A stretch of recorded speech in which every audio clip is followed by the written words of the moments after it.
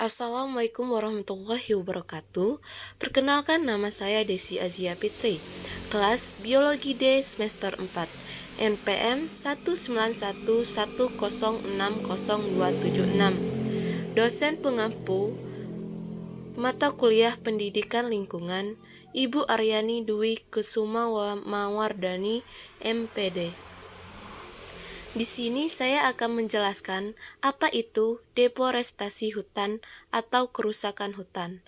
Tugas ini dibuat untuk memenuhi tugas akhir.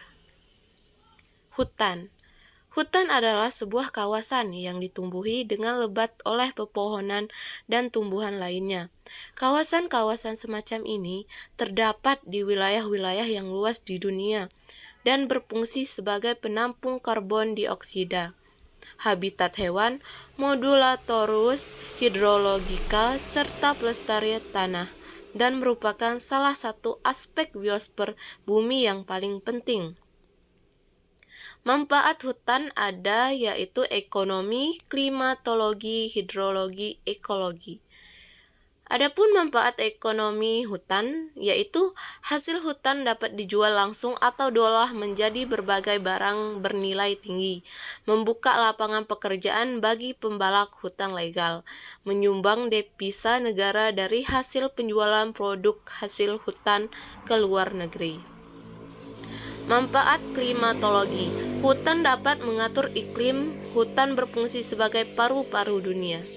Manfaat hidrolis dapat menampung air hujan di dalam tanah, mencegah intrusi air laut yang asin menjadi tata air tanah. Yang terakhir adalah manfaat ekologis, mencegah erosi dan banjir, menjaga dan mempertahankan kesuburan tanah sebagai wilayah pelestarian keragaman hayati. Adapun deforestasi hutan atau yang sering disebut dengan kerusakan hutan adalah suatu kondisi saat tingkat luas area hutan yang menunjukkan penurunan secara kualitas dan kuantitas. Penyebabnya, hak penguasa hutan, hutan tanaman industri, perkebunan, illegal logging, konvensi lahan, program transmigrasi, kebakaran hutan. Hak penguasaan hutan. Banyak perusahaan HPH yang melanggar pola-pola tradisional hak kepemilikan atau hak penggunaan lahan, ditambah dengan penguasaan terhadap pengelolaan hutan sangat lemah, dan lama-kelamaan banyak hutan produksi yang telah dieksploitasi secara berlebihan. Yang kedua, hutan tanam industri. Hutan tanam industri telah dipromosikan secara besar-besaran dan diberi subsidi sebagai suatu cara untuk menyediakan pasokan kayu bagi industri pulp yang berkembang pesat di Indonesia. Tetapi cara ini mendatangkan tekanan terhadap hutan alam. Yang ketiga, perkebunan. Lonjakan pembangunan perkebunan, terutama perkebunan kelapa sawit, merupakan penyebaban lain dari deforestasi, tetapi lahan yang benar-benar dikonversi menjadi perkebunan kelapa sawit sejak tahun 1985 hanya 2,6 juta hektar. Sementara perkebunan baru untuk tanaman keras lainnya kemungkinan luasnya mencapai 1 sampai 1,5 juta hektar. Sisanya seluas 3 juta hektar lahan yang sebelumnya hutan sekarang dalam keadaan terlantar.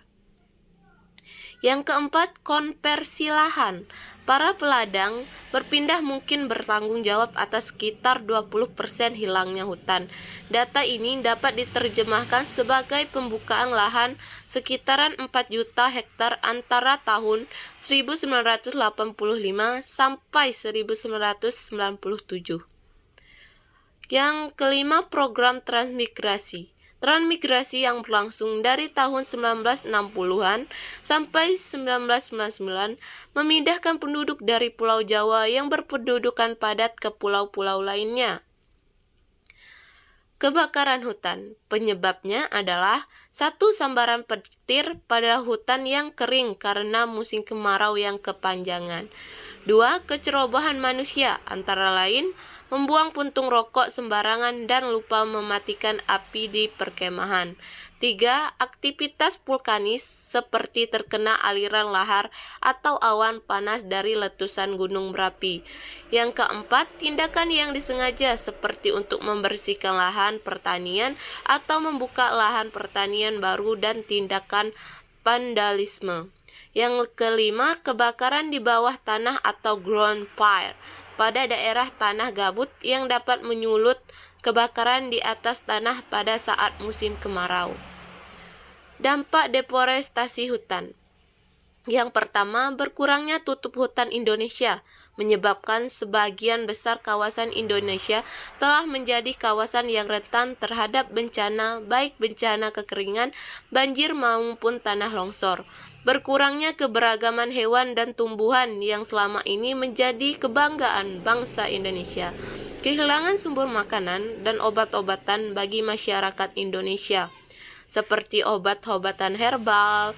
Dan yang terakhir, seiring dengan meningkat kerusakan hutan Indonesia, menunjukkan semakin tingginya tingkat kemiskinan rakyat Indonesia dan sebagian masyarakat miskin di Indonesia hidup berdampingan dengan hutan.